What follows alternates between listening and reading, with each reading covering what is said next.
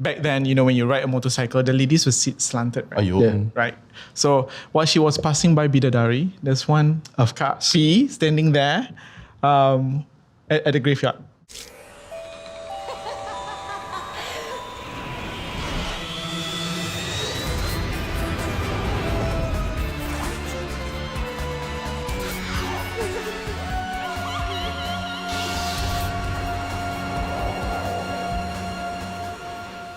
Hi, my name is Utt.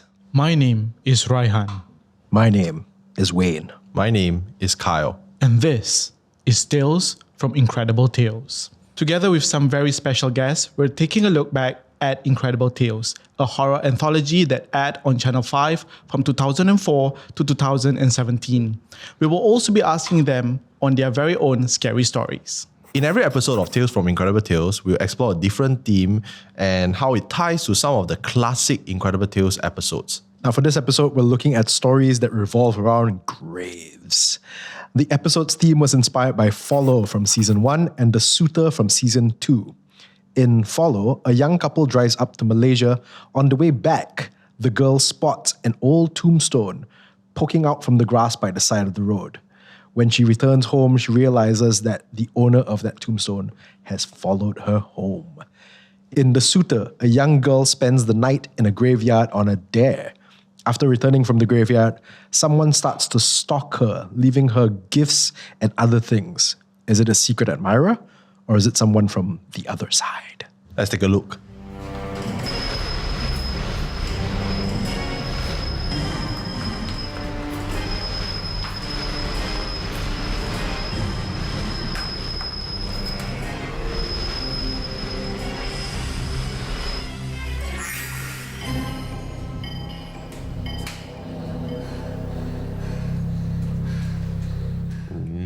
Wow. That was entertaining. That was very entertaining. Yeah. I just got a jump scare. Yeah. Or the follow one, right? Yeah. When you suddenly I have to look up. Your jump scares are probably the reason why people should be watching these episodes, not just listening to them. But when you watch these episodes, it's so relatable. Yeah. Yeah. Because you're like, this is what you see happening like with your friends, or you've done it with your friends on a dare. And so when you watch it, I think that's why it resonates really well with the audience. That's right. And speaking of dares, have any one of you tried to do dares like The Suitor? No, I haven't. I think back in the day during my teens, I'd probably be the one who would dare my friends. Okay. Yeah. Or like if I'm there, I probably do it in a group rather than alone or solo. Yeah. What about you? I'm pretty sure. Yeah, I've done a dare. I've done a few dares back in my day. Yeah, but like I it's not nowhere near how stupid like the character in the graveyard episode was, like where she's like, oh, if it doesn't matter if he's dead, I still want him. Like it's nobody is that dumb lah, right? I hope not. When I was much younger, I started with photography and I started urban exploring. So I visited a lot of abandoned places. So I would usually go alone, actually. I don't know why. I would go to abandoned places and photograph. By yourself? Yeah. Wow. For the gram before there was a gram, right? not selfie lah, just take like nice, creepy visuals and stuff.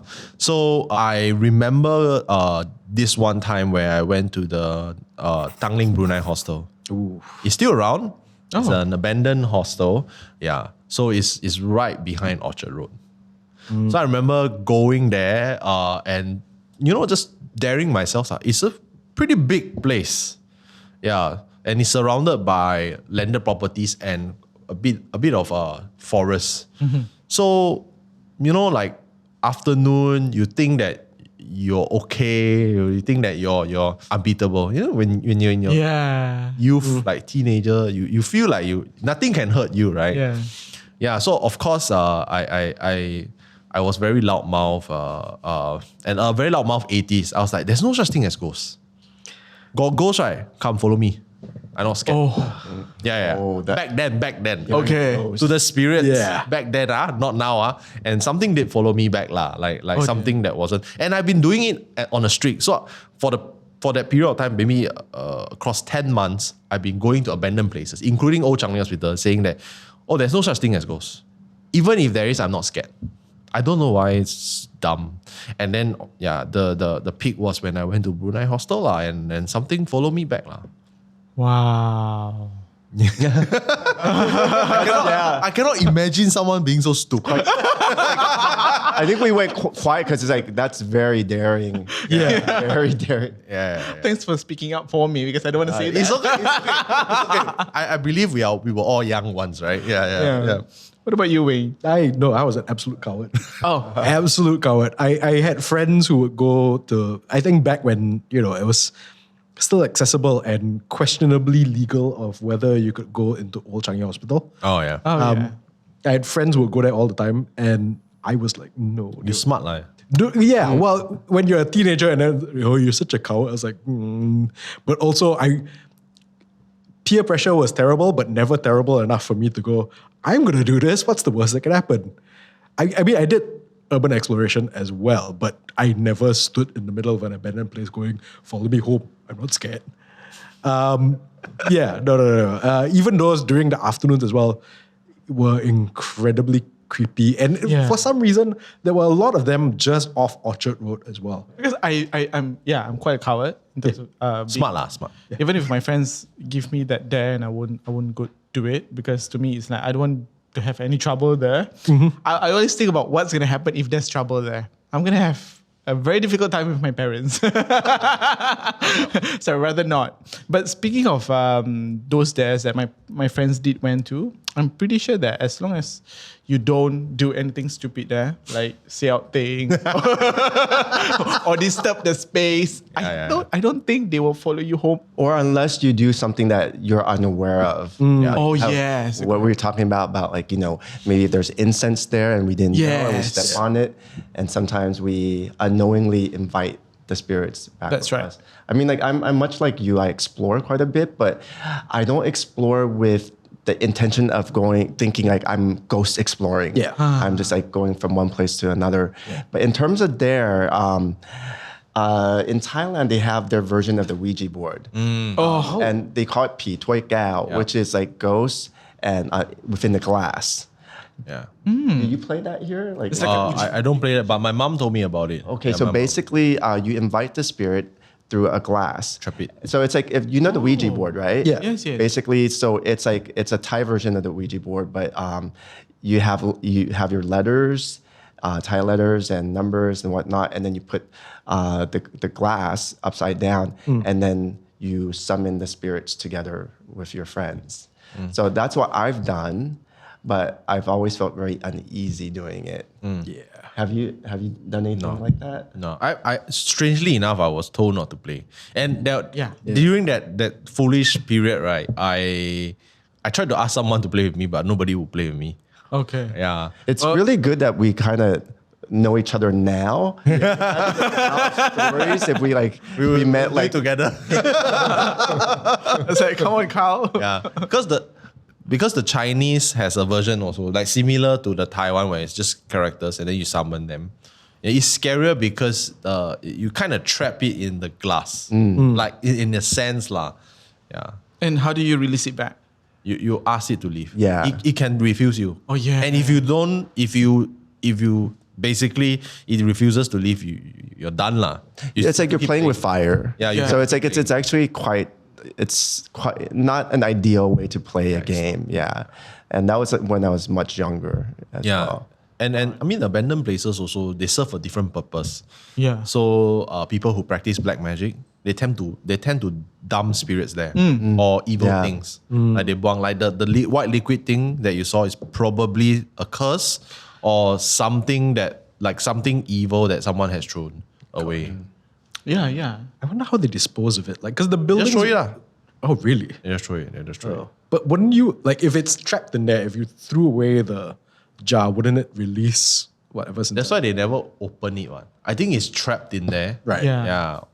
In Malay folklore, we would usually trap them in glasses like Right. that, and we throw them in the sea or tie it with stones so that it sinks all the way down. Nobody can ever find it because sometimes it might float up, and somebody else might find it and catch it. open it up, and that's it. Speaking of abandoned places like graveyards, like these kind of places, so we saw that in Follow, Serene she tried to mess around with the tombstones. Yeah. So have you heard of any other superstitions around tombstones, graves, cemeteries, or even abandoned places? I don't know if superstitions, but like for me overall, like just cemeteries overall, whatever religion it is, it's like it's a sacred place. Yes. So I think going back to some of the questions you've asked me in like the past episodes, like memorable places or haunted places that I feel. I mean, I always feel when we were at cemeteries, there were places that we were invading their space. We're coming into their space, and especially when we shot at night. Because it's like I would feel very uneasy, and I'm sure the crew would feel uneasy too. That's when I was telling on the previous episode about when we do prayers and we each do our own thing. Yeah. But I think with the cemeteries, that's when like you could see that we're more invested with the prayers because we're moving into a space that is legitimately their space. Yeah. So there are places that I feel you have spirits and energies running, and I've always felt uneasy being at cemeteries for shooting. Yeah. So when you were shooting the hosting links, you actually shot in the cemetery as well, right? Yes. Many different types of cemeteries. Mostly in Singapore. The reenactments in Singapore, yes. Which cemetery do you remember? There were several. We were discussing how you would ride at night that road, the Chua Chukang, right? Yes. There's a funeral there. There's a cemetery, not funeral. There's a couple of them. A couple of them. Chinese cemetery. Yeah, there's a Chinese temple. So we shot there. There are ones that are closer in the city. What about Bukit Brown? Where is that exactly? It's nearer to the city. Yeah, I'm sure we have. It's a very, very old cemetery. I think more than 100 years old. My colleagues went there for like a small show for our station, and they brought the EMF. And there were readings there. Yeah. Really?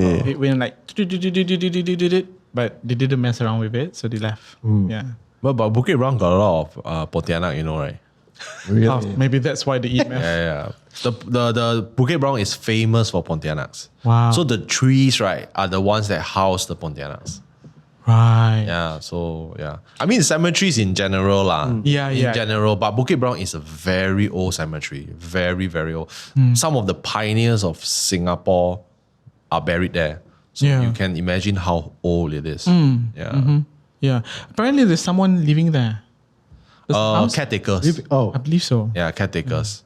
I'm not sure if they live there, but I know that they spend a lot of time being there in the cemetery. And I feel like for someone to work in that line, you gotta be somewhat fated. Yeah. Right. You have to be somewhat in tune with the energies so that it doesn't affect you. Yeah. But I would say cemeteries for me are they're quite haunted for me, because a lot of spirits are like running around and everything. So I would never take up that dare. And I wouldn't want to dare a friend. I mean, like, it goes back to when you were left in the cemetery and you had to run that. Yes. What cemetery was that, by the way? So the cemetery in question is basically Chua Chukang Cemetery lah. Yeah. So that one I feel like not as creepy. I honestly feel that really? Yeah, because it's new-ish. Yeah. The Chua Chukang Cemetery is huge, right? Yeah. Actually, there's one part of the cemetery is abandoned. Have you heard of an abandoned cemetery? So it's further down of the newest section. There's one, right, it's overgrown and it's blocked off. And it's nearer to the live firing area because we have like the army area. Right? It's nearer to that. It's even further. It's up the hill. It's very, very old. I've been in once. I went in, I was like, nope, U-turn, go back. Wait, so it's as in there are no graves there? Or There are graves. There are graves, but They're just nobody. abandoned. Oh, wow. So maybe the graves are like maybe buried in the 70s or something. Okay. Very, very Right. old. Because they go by year. Yeah. Right? Yeah. Yeah. So that's pretty. Does anybody know why that section is abandoned? I think maybe like the lineage is off lah. Yeah, So right. nobody go and claim. Okay. Maybe so. Yeah. So that's how it works. Like if you don't claim the graves for like a set amount of time, the government will just take it out. Yeah. And then they will settle it themselves lah. Actually, Singapore has a couple of cemeteries, right? Bukit Brown is one, Choa Chu Kang is one. There's also one in the city. A couple actually. I remember along Upper Serangoon Road, I guess, there used to be an old one called the Bidadari. Oh yeah. Which has now been turned into A house. flats. A whole neighborhood full it's of a new neighborhood flats. now. Really? Yeah. Bidadari means fairy, right? Yes. Angel. Angel. sorry. Angel. Okay. Yeah. And I remember at one point, it was just turned into a park. So it was just like people be very running nice. there and everything. And which the MRT was not Yes. working for Yeah. years. Really? Yeah. Yes. So they skipped it. Oh, they skipped Yeah, they it. skipped Yeah. the station. But it was built already. It's just they just skipped because nobody's there. It's a massive park that was slated for building houses. That's Yeah. right. Yeah. The reason I know so much is because I shot a documentary there. Oh, Of course you did. Yeah. No, it was just more like just for a Yeah. school thing. But Yeah. I walked around. It's really peaceful. Yeah. It is But you feel a bit creepy, Yeah. a bit creepy when you're there because it's still, you know that it used to be a massive cemetery. They had two sections, a Muslim section and I think a Christian section. Yeah. Yeah. In this big plot of land. And then behind that there was a columbarium just right beside it. It's a very popular place among the oldies because they usually tell stories from there. My mom says that when she was pregnant with my brother, and back then, when you ride a motorcycle, the ladies would sit slanted, right? Aiyo. Yeah. Right.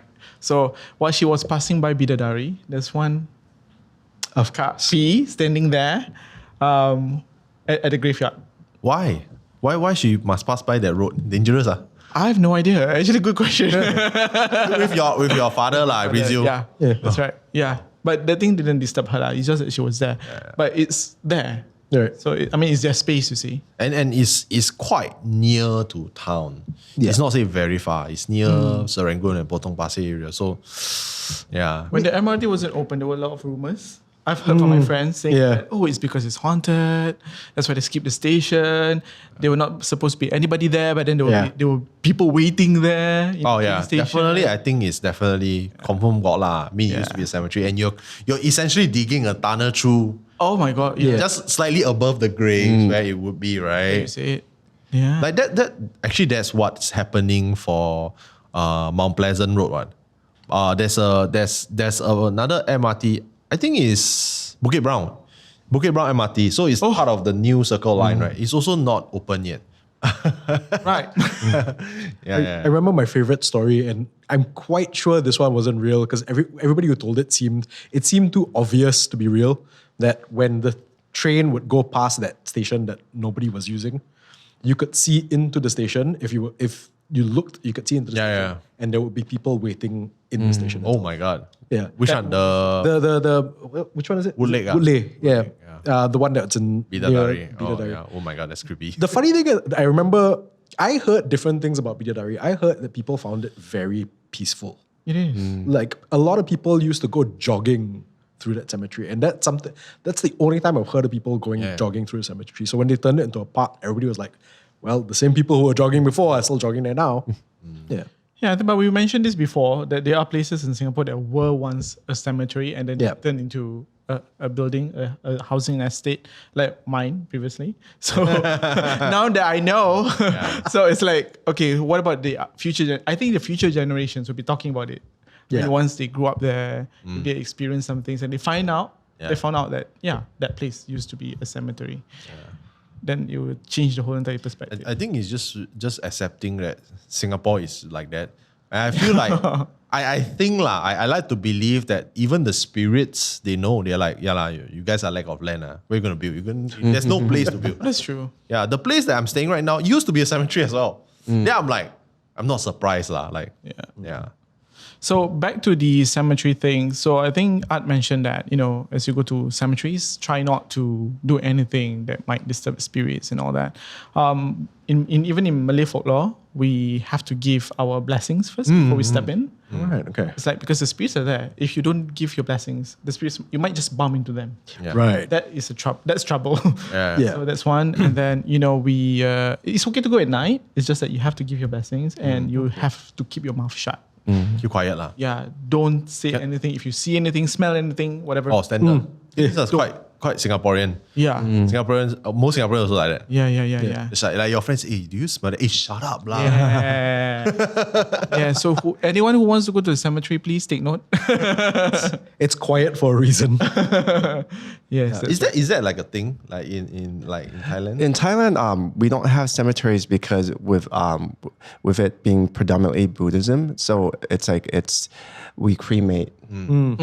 So it's interesting as we're talking about cemeteries because that was running in my head too because we don't really, and Thailand has a lot of land, so it's like if we were to do cemeteries, but I think the cemeteries that we do have are because Thailand is predominantly Chinese, so it's like for the Chinese because I'm part Chinese, so a lot of my ancestors are like they have tombs like in my mom's hometown. Yeah. I just came back from Vietnam for holiday, and one of the things that they told us is that for their ancestors, like their grandparents who passed away, they will bury their body at the backyard.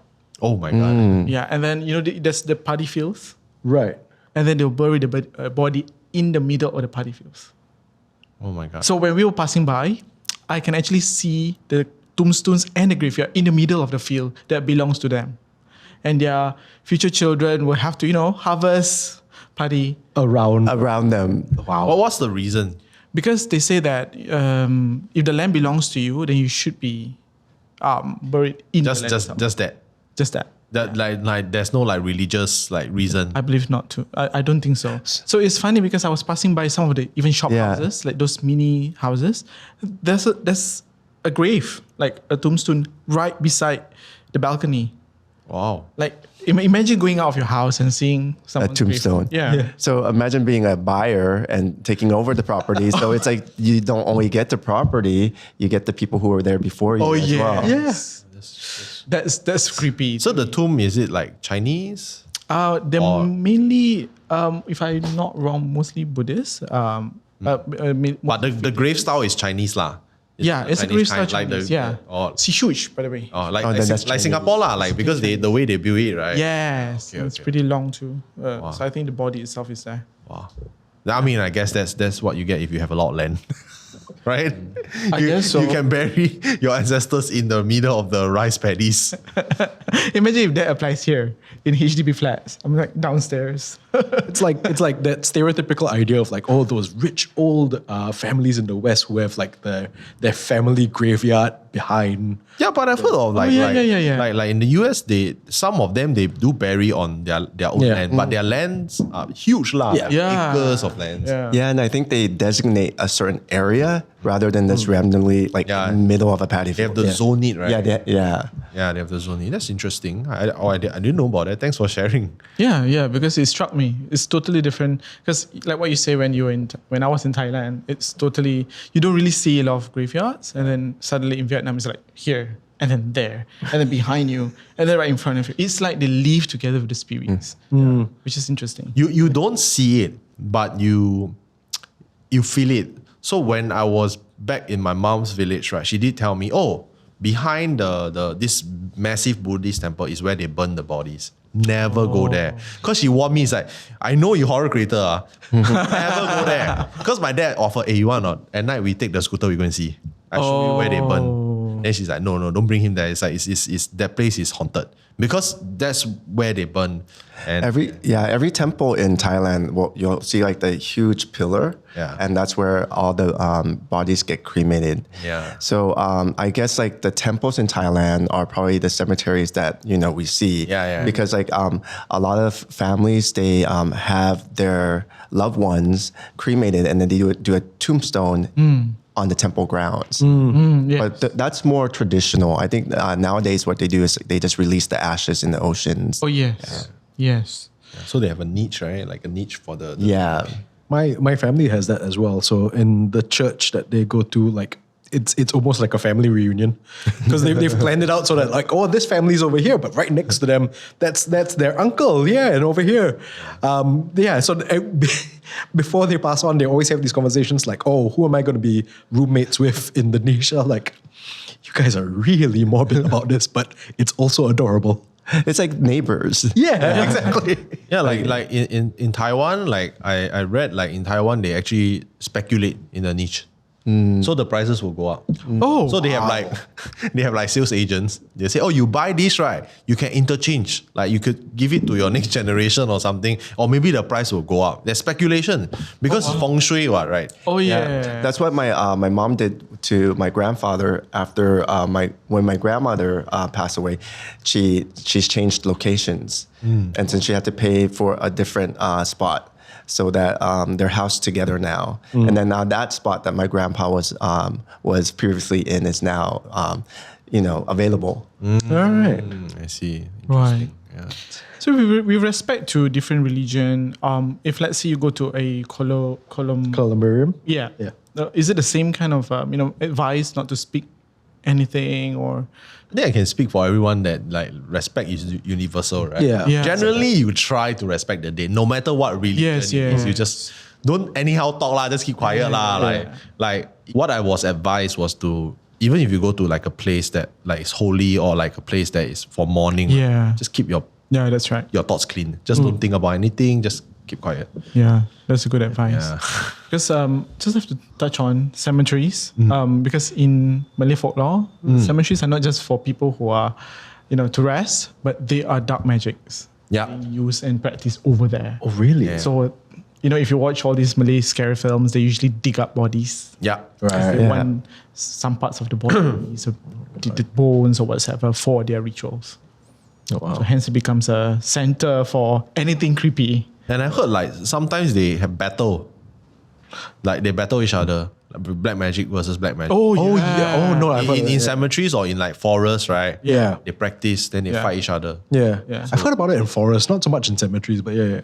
Yeah, but that's where they get the things. Yeah. Because Yeah, I've seen, I think it's in Singapore, like I've seen a TikTok, they show someone who practice black magic, they actually go to the cemetery. They dig up the dirt from the cemetery to put a curse on someone. The specific, I don't know how they do it. Yeah. My uncle just went to the cemetery to visit a relative that passed away.